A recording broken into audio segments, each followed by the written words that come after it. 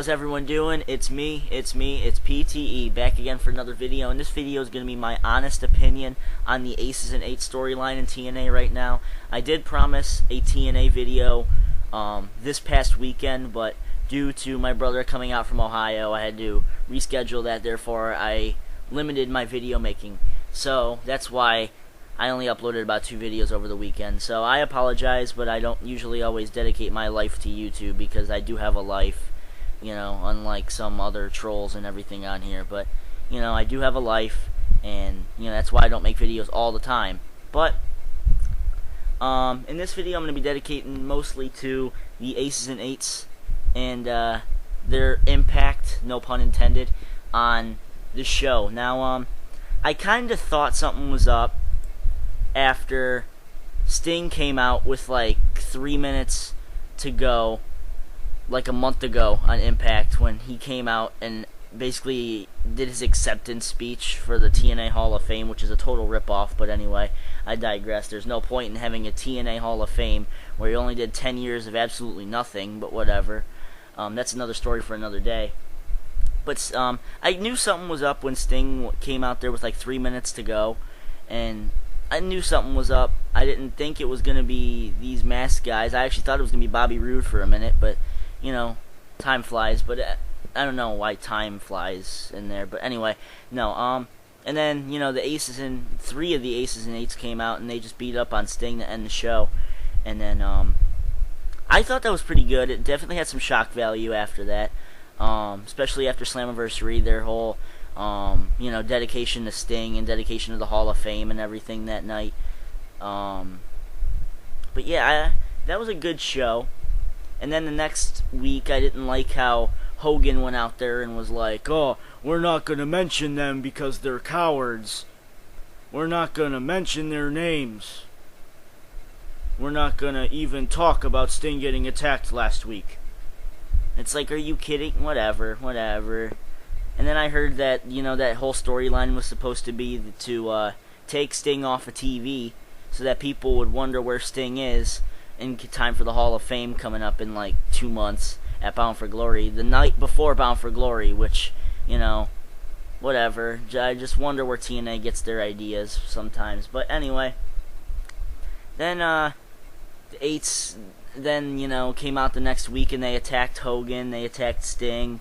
And then this past week they beat down the likes of Kurt Angle, Bobby Roode, the TNA World Champion Austin Aries, and that guy from Gut Check, Sam something, I don't remember his name, Sam Shaw, I think. They beat him down, and in my humble opinion, I'm liking where TNA is taking the storyline. I am liking it. It's kind of feeling like, you know, an invasion storyline should be. I did read an article from the Bleacher Report. I believe it was the Bleacher Report that wrote it. Said that the Aces and 8's are too much like the NWO and the Nexus. Here's the thing. It's not really NWO, because at least in the NWO, well, let me put it to you this way. The NWO considered, it was basically split half and half in WCW. You were either the NWO or you weren't. And at one point, almost everybody in that locker room was part of the NWO. At least. Almost everyone was a part. I mean, I think Sting was one of the only ones. I think Sting was one of the only ones that I can think of off the top of my head that didn't join the NWO. And then they had that fake Sting. But, you know, that's still, you know, it's another day for another story. That made no sense. Another story for another day.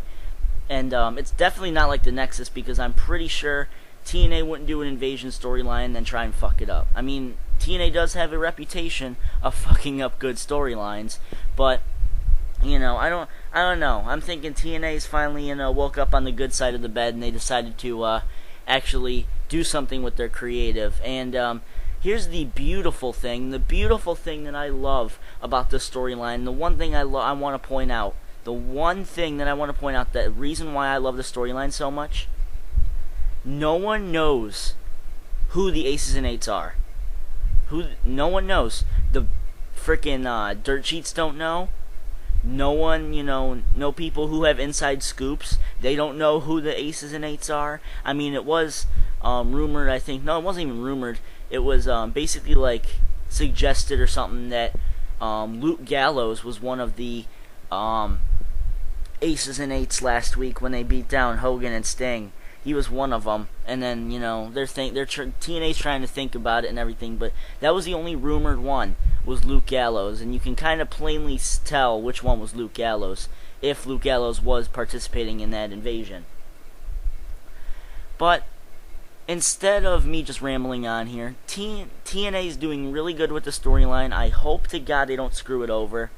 I can only see good things for the Aces and Eights right now. It's definitely not going to be like the Nexus. And, hopefully TNA, like I said, doesn't screw the storyline up like they have past. And, I'll definitely give this one a shot. Plus, I'm liking the direction TNA is going right now. The Christopher Daniels, AJ Styles, Claire Lynch storyline's getting old. I don't like how that bitch can't act. She can't act for her life. But that's another story for another day. And the Aces and Eights storyline can only get better from here on out. They only can get better. So, that's my thoughts on the Aces and Eights storyline right now. I believe that it is very good, and I believe that this storyline will be one of their best, I think. I think as long as they don't screw it over like what the Nexus did, where they basically freaking like fired their leader, which was Wade Barrett, and as soon as they took off Wade Barrett, it basically destroyed the credibility of the Nexus. As long as they don't screw them over by having like Sting and Hogan come back and beat them all down, I think that the storyline will end up being good. But that's my thoughts. Leave me your thoughts and opinions down below. What do you think about the Aces and Eights storyline? Do you like it? Do you not like it? And if so, why do you like it? And if you don't, why don't you like it?